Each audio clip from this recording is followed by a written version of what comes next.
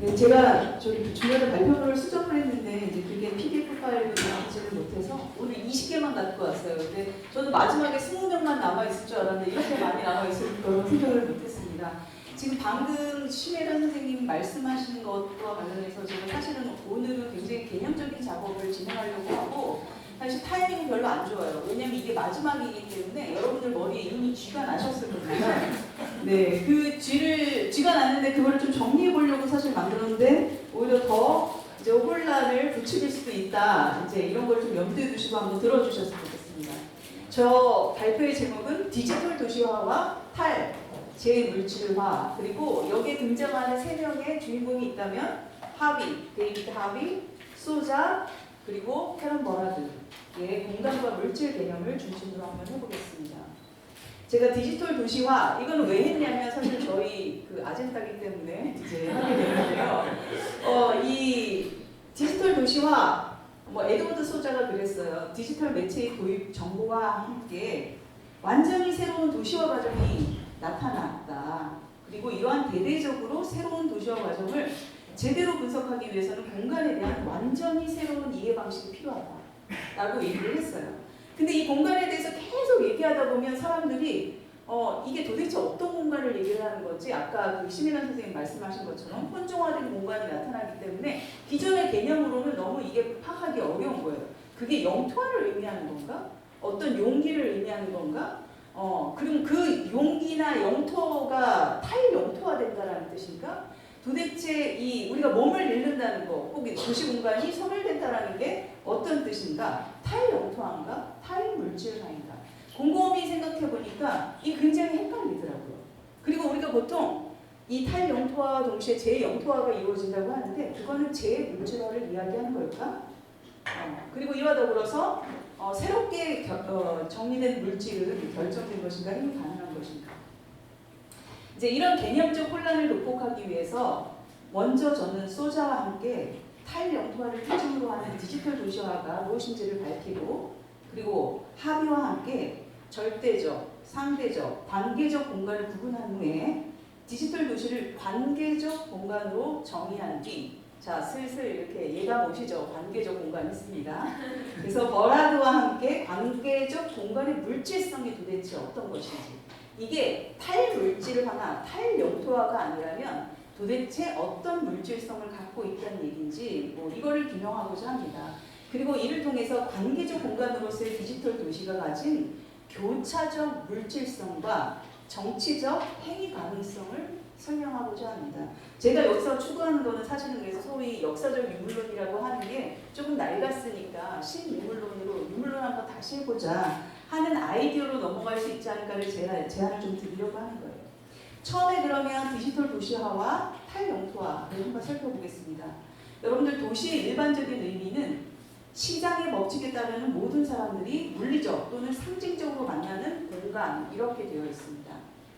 그런데 지리학자들이 주로 여기다 덧붙여서 어떤 것들을 강조했냐면요, 이런 정치 경제적 만남을 위한 건조 환경이 집약된 곳 혹은 영토, 좌표라고 표현을 했어요.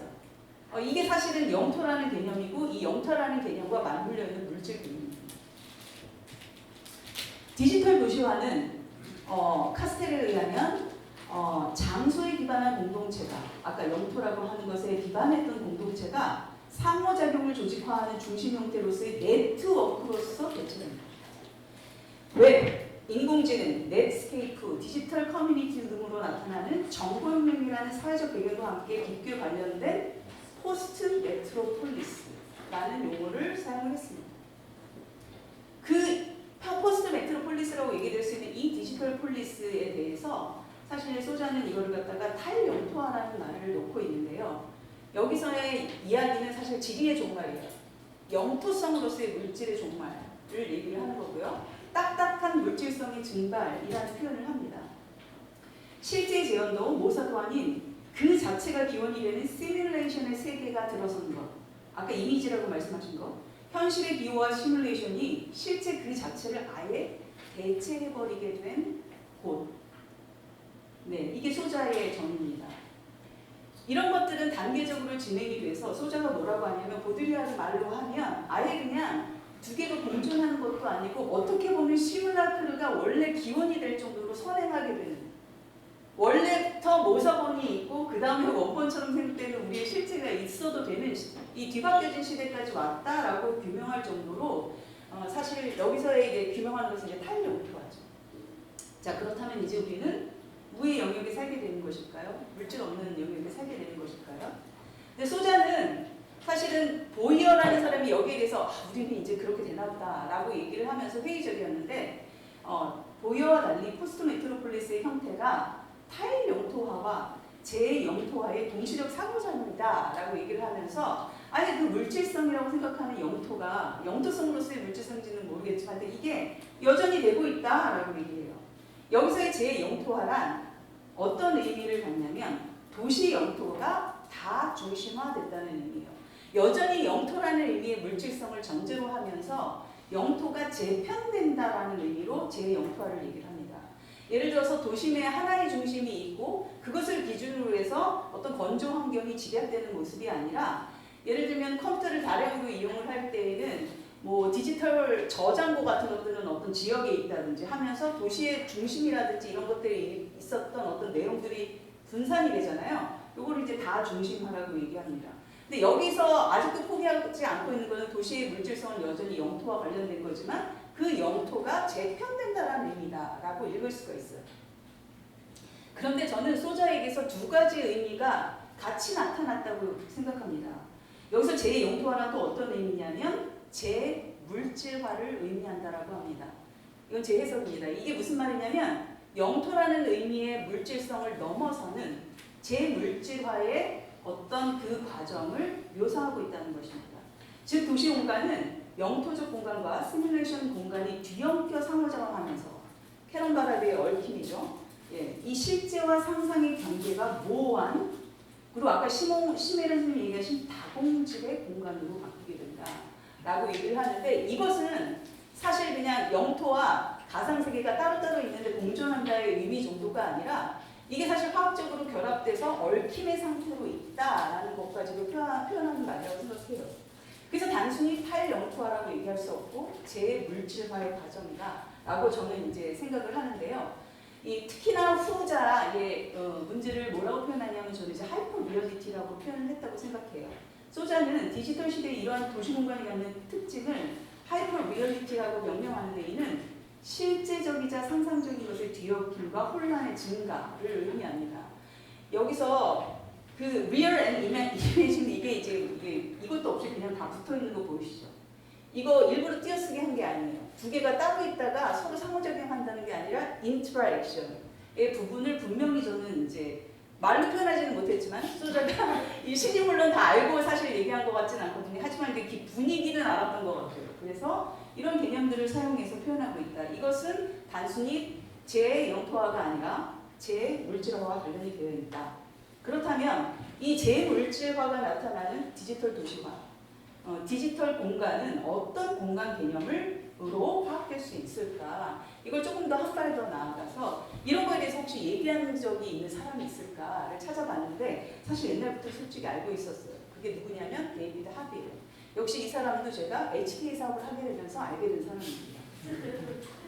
근데 이분이 지리학자로서 사실 철학이라든지 물리학에서 나타나는 여러 가지 공간 개념들을 굉장히 지리학 내부에서 그것도 유물론 내에서 구분을 해가지고 이렇게 자기 나름대로 이제 이론을 만들고 있었던 사람인데 제가 사실 한 10년 전에 이 사람이 이 공간 개념 갖고 논문을 썼는데 그때 잘 모르고 썼다는 생각이 들어서 이번에 이 발표를 통해서 좀 보완해야겠다는 생각이 드는데 절대적, 상대적, 관계적 공간 개념을 구분을 했습니다. 우리가 알고 있는 영토 이건 사실 절대적 용기 공간과 굉장히 가까운 의미예요. 아리스토텔레스가 처음 얘기했던 물질의 경계로서의 공간, 장소 이것과 관련이 되어 있고 여러분들이 잘 아시다시피 뉴턴의 절대 공간 외적 사물과는 관계없이 항상 죄송해요 상상 아닙니다. 제가 상상을 너무 좋아해서 항상 동일하며 부동하고 그럼으로써 변하지 않은 채 머물러 있는 것 명확하게 정확하게 경계짓고 확신과 결연함을 가지고 분류할 수 있고 그 자체로 물질과 분리되어 존재합니다. 사회학자들은 여전히 이 용기 공간 개념을 아직도 애용하고 있고요. 특히 이제 막스주의자라든지 아니면 생산 토대를 강조하는 입장 연구자들이 사실 이 용기 공간 개념을 굉장히 애용하고 있습니다. 근데 그 이유는 굉장히 예측도 잘 가능하게 하고 그 다음에 되게 뚜렷하게 경계 구분을 해서 분석을 명확하게 만들어주는 효과가 분명히 있거든요. 그렇기 때문에 사회학에서도 이 공간 개념을 포기하지 못하고 있는 거죠. 이와 달리 상대적 공간은 물체 세계의 저장 성질이나 관계적 질서입니다. 이제 아인슈타인이 나오게 되는데요. 사실은 따로 있는 게 아니에요. 독립돼서 있는 게 아니라 물체 세계들 간의 관계로서, 물체 세계 안에 성질로서, 저장 성질로서 라거롱스파리테트라고 이렇게 묘사를 하고 있어요. 이 관계적 질서를 사실은 이제 얘기하는 측면이 있기 때문에 따로 공간이 있고 물체 있고가 아니라 사실은 아까 장 얘기하셨잖아요. 물체들과 함께 관계 속에서 존재하는 게 바로 이제 공간, 우리가 생각하는 공간이다. 그런데 상대적 공간은 실질적으로 물체적 공간이 물체 없는 공간이 무의미하기 때문에 공간은 언제나 그때그때의 관찰자 혹은 물체의 기준에 따라서 상대적으로 확정됩니다. 이제 상대적 공간 개념을 받아들이면서 도시 공간을 단순한 용기 공간이 아닌 사회적 관계나 아까 말했듯이 주체의 관측 행위라든지 이런 것들이 영향을 미칠 수 있는 것으로 혹은 양자가 상호작용하는 공간으로 비로소 이해할 수 있게 됐습니다. 저는 이게 이제 버라드가 얘기하는 사회물질 혹은 헤러웨이의 물질 비유 차원에서 이제 공간을 이제 이해할 수 있게 되었다라고 봅니다. 그런데 상대적 공간의 특징은 뭐냐면요. 하나의 관점에서 항상 묘사가 되기 때문에 여러 가지의 관점이 동시적일 수가 없다는 거예요. 그들 간의 관계가 표현되는 게 굉장히 힘든 어떤 그런 공간 개념이다. 내가 만약에 월세를 이제 생각하고서 서울을 본다면 다른 지도가 나올 것이고, 그 다음에 교통을 생각한다면 또 다른 지도가 나올 것이고, 자본을 생각한다면 자본의 흐름을 얘기하는 또 다른 지도가 나올 것이기 때문입니다. 자, 그래서 그때 이해 못했는데 이번에 조금 더 잘 이해하겠다라고 제가 생각하는 것은 관계적 공간이에요. 그러면 상대적 공간과 관계적 공간은 어떻게 다를 것인가? 사실 이거를 하비가 라이프니츠의 개념을 통해서 뽑아내는데요. 다른 사람들은 사실은 2개까지만 했어요. 근데 이제 이게 3번째로 관계적 공간을 제시하는데 관계적 공간에서 대상은 역시 자기 안에 다른 대상들과의 관계를 이미 다 포함하고 있어요. 원하셨죠? 관계적 공간은 이 공간 안에 들어오는 도로와 건물, 사람들이 현재, 과거, 미래의 공간에서 맺고 있던 모든 관계로부터 축적된 경험적 데이터와 이질적 영향들이 응결된 지점이에요. 지금 여기는 그러니까 여러분들의 과거, 현재, 미래와 여러분들이 갖고 있는 모든 데이터가 응축이 돼가지고 서로 얽혀져 있는 상태죠. 아까 말한 제가 생각한 분위기로서의 공간, 혹시 이런 게 이것과 관련될 수 있는 개념이 아닌가? 저는 이런 생각도 했습니다. 그래서 뭐라고 표현하냐면 관계적 공간으로서의 도시는 도시 과정에서의 집합적 기억이다. 이런 말들도 이제 합니다. 그리고 실제로 하비는 어떤 공간 표현이 이 절대적 공간 개념과 이제 좀 맞아 떨어질 것이냐라고 했을 때 이제 뭉크의 절규의 얘기를 해요. 이런 식으로 어떤 공간도 하나의 관점에서가 아니라 굉장히 많은 기억들이 혹은 그 물질적인 힘들이 얽혀지면서 다시 구성되는 공구성되는 이런 개념입니다. 이로써 제가 말씀드리려고 하는 건 뭐냐면요. 이제 디지털 도시라는 것은 상대적 개념으로는 파악될 수 없고 관계적 공간 개념을 통해서 파악되어야 한다라는 거예요. 실제적이자 상상적인 것의 뒤엎힘과 혼란의 증가, 이게 아까 디지털 도시화를 제가 이제 소자와 함께 정의한 개념이었잖아요. 이거의 디지털 도시화는 사실은 관계적 공간, 즉 얽힘, 다양성들이 얽혀져 있는 이 얽힘의 공간이라는 개념을 필요로 한다는 것이죠. 관계적 공간은 물리적 공간, 사회적 공간, 가상 공간이 각각 따로 존재하면서 모종의 관계를 맺는 공간이 아니라 그들 간의 얽힘을 나타내는 공간으로 읽혀져야 하고 하비가 제안하는 것은 바로 그러한 관계적 공간 개념이다라고 얘기를 이제 드리고자 합니다. 자, 그러면 이제 본문으로 들어가서 이 디지털 도시화가 만약에 그 관계적 공간이라면 이 관계적 공간에서 우리가 여전히 물질이라고 부를 수 있는 게 무엇인지 혹은 관계적 공간 안에서의 물질성이라는 도대체 뭔지 거기서 아까 재물질화된다고 제가 말씀드렸잖아요. 재영토화가 아니라 그렇다면 그때의 물질은 도대체 어떤 것을 의미하는지 참 이게 좀 어려운 작업이었습니다.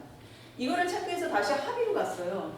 다시 하비로 가면 하비가 사실은 르페브르의 그 다른 또 공간 개념을 이렇게 교차를 시키면서 각각의 절대, 상대, 관계적 공간이 전제로 하고 있는 물질성이 있다라고 하면서 쭉 다 나열해요. 우리는 보통 영토만 물질이라고 생각하기 때문에 여기에만 물질성을 얘기를 하는데 상대적 공간이 가진 물질성과 그 개념과 그 다음에 관계적 공간의 물질성을 얘기하는데 제가 보기에 하루가 이걸 완전히 다 이해하진 않고 감으로 일단 때려잡아서 본 것 같습니다. 일단 네. 절대적 용기의 물질성은 아시겠죠? 아까 영토, 물리적 접촉, 그러니까 벽, 다리, 계단, 바닥, 도시, 뭐 영토, 국가의 영토, 공장, 교통인프라 이제 이런 것들을 얘기를 하는데요. 이제 상대적 공간의 물질성은 뭐라고 얘기하냐면 에너지, 물, 공기, 상품, 사람, 정보, 화폐, 자본의 순환과 흐름. 이제 여기서 저는 이제 사실 미리 땡겨서 보자면 뭐를 보고 있냐면 흐르는 거, 딱딱하지 않은 물질들, 우리가 소위 자연 안에서 딱딱하지 않은 물질들을 일단 넣고 유동하는 거 있죠. 예, 유동하는 거를 넣고 그 다음에 이제 유물론, 이게 막스주의에 굉장히 관심 있는 사람이니까 생산, 정치 경제와 관련된 물질성과 관련된 것들을 여기다 넣어놨어요. 사실 이런 것들은 아까 말했듯이 그냥 딱딱한 물질성이 아니라 담론화된 물질. 이 두 개가 얽혀 있는 것으로서의 물질. 그 개념이 아니면 파악될 수 없어요. 이 물질이 뭔지. 저는 이제 그렇게 보는 거죠. 여기서 이 사람이 얘기하고 있는 이 상대적 공간의 물질성은 사회물질이다. 그렇게 보면 이해가 좀 될 수 있지 않을까. 네. 그렇지만 여기서 여전히 이분은 이제 젠더 섹슈얼리티 시뮬레이션 요거는 아직 상대적 공간에서 나오지 않습니다. 이거는 물질적인 것이라고 얘기하지 않아요. 자, 그렇다면 관계적 공간의 물질성은 뭐냐? 크게 다르지 않고 일단 사회물질이라는 점은 상대적 공간에서부터 일단 달라져 왔고요. 아까 말했듯이 이제 관계적 공간은 다양한 힘들이 얽혀져 있는 이종적 집합제로서의 물질 개념으로 파악될 수 있다고 생각합니다. 아니나 다를까 여기에 전자기장의 흐름과 장을 넣어놨어요. 이 사람 설명은 없어요. 넣어놨어요. 일단. 근데 아까 지금 최종덕 선생님의 설명에 따르면 사실 장 이론은 따로 이제 그런 것들이 얽혀져서 사실은 서로 그 인트라액션을 통해서 계속해서 변화하고 있는 과정 중의 물질이다. 과정 중에 시 공간 물질인 거죠. 네. 그렇게 되어 있는 것이 바로 관계적 공간의 물질성이다. 저는 이렇게 파악될 수가 있다라고 생각을 했습니다. 자, 그러면 디지털 도시는 사실 관계적 공간과 관계적 공간의 물질성이라는 것을 통해서 바라볼 때 상당히 더 적합하게 분석될 수 있는 것이다 라고 봤고요. 물론 이제 이 관계적 공간까지 오면 좁히면 좋지. 니네들인데 이런 거 너무 복잡하지 않니? 막 이런 얘기를 굉장히 많이 하세요.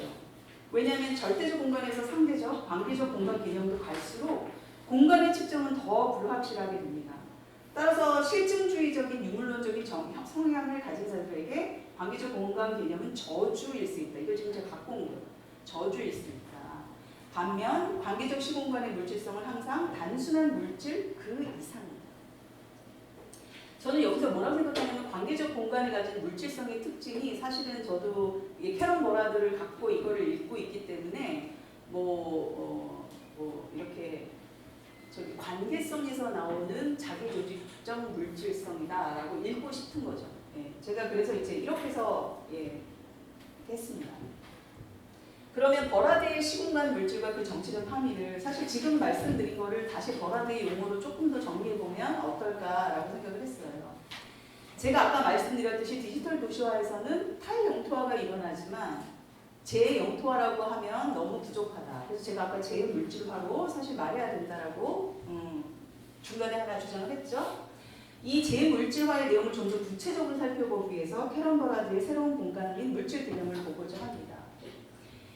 캐런 버라드에 따르면 물질은 얽힘이잖아요. 얽힘. 아까 인탱글먼트라고 하셨잖아요. 물질 담론의 얽힘이기도 하고 사회적이자는 물질적인 것의 얽힘이기도 하고 그 다음에 물리적인 것과 사회적인 것과 가상적인 것의 얽힘이기도 하고 버라드에게 물질적 실천과 담론적 실천은 분리되지 않고요. 그리고 뭐 여러 가지 그 다음에 이렇게 됐어요. 사실은 이 인폴딩을 뒤에다 쓰는 게 더 맞았을 텐데 예. 아까도 말했듯이 실제적이자 상상된 것의 뒤엉킴 이게 디지털 도시화의 핵심적인 규정으로 제가 가져왔기 때문에 물질의 얽힘 이 상태가 굉장히 중요합니다. 그렇다면 이 얽힌 상태로의 물질이 갖는 행위자성은 어떻게 나타나는가? 아까 설명으로 보셨듯이 그 얽힌 힘들의 내부 작용과 회전을 통해서 이제 나타나는 것이라고 설명을 할 수 있다는 거예요. 사실 과거에 그 막스주의자나 유물론자들은 굉장히 어떤 토대적인 것, 물질적 토대적인 것을 강조해 왔기 때문에 얼마나 구조가 강력하게 우리에게 작동하고 있는가를 굉장히 잘 설명했지만 어떻게 그 구조로부터 우리가 벗어날 수 있는 것인가? 행위자성에 대해서는 솔직히 그 설명력이 상당히 약했거든요. 근데 사실 이 합이나 소자나 디지털 논의를 하면서 계속해서 오히려 이 공간에서 새로운 정치적 가능성을 찾을 수 있다라고 얘기하는데 사실 어떻게 찾을 수 있는가에 대한 정당화는 철학적으로 진행되지 않고 있어요. 제가 지금 그 작업을 하고 있는 건데 만약에 그 공간을 관계적 공간으로 보고 캐런 버라드식의 새로운 물질성, 재물질화가 일어나는 공간으로 본다면 그들의 다양한 힘들이 교차되면서 접히는 그 과정 속에서 무엇인가 계속해서 변화되고 있는 것으로 인식될 수 있지 않은가라고 보고 있습니다. 그래서 정치적 가능성을 이제 설명할 수 있고 이거는 곧 물질이 단순한 물질이 아니라 다른 힘들과의 관계 속에서 스스로를 조직하는 자기 조직적인 물질이라는 것을 바로 설명할 수 있는 부분입니다. 아니나 다를까 저는 너무나도 놀랍게도 이 하비가 황마공장 분석을 하면서 황마공장도 시공간이잖아요.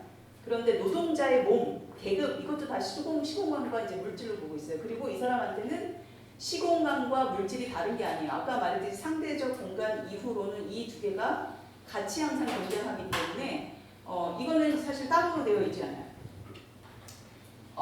황마공장은 아까의 그 이야기에 따르면 황마공장과 노동자의 정체성은 단순한 물질이 아니라 물질 담론이죠. 황마공장과 그곳에서 일하는 노동자들의 몸의 물질성은 영토나 계급적인 측면에서만 이해될 수 있는 게 아니게 되죠. 이렇게 되면 물질의 의미가 영토나 계급성과 관련해서만 설명될 수 있는 게 아니잖아요. 그죠? 그렇다면 정말로 물질적인 접근을 한다면 뭘 해야 된다라고 주장하냐면 이미 구조적으로 이 계급이 함께 연루되어 있는, 얽혀 있는 혹은 인터랙션하고 있는 젠더, 공동체 그 밖에 어떤 다른 것들과 함께 분석될 때 물질적인 분석이 가능하다라고 얘기를 해요.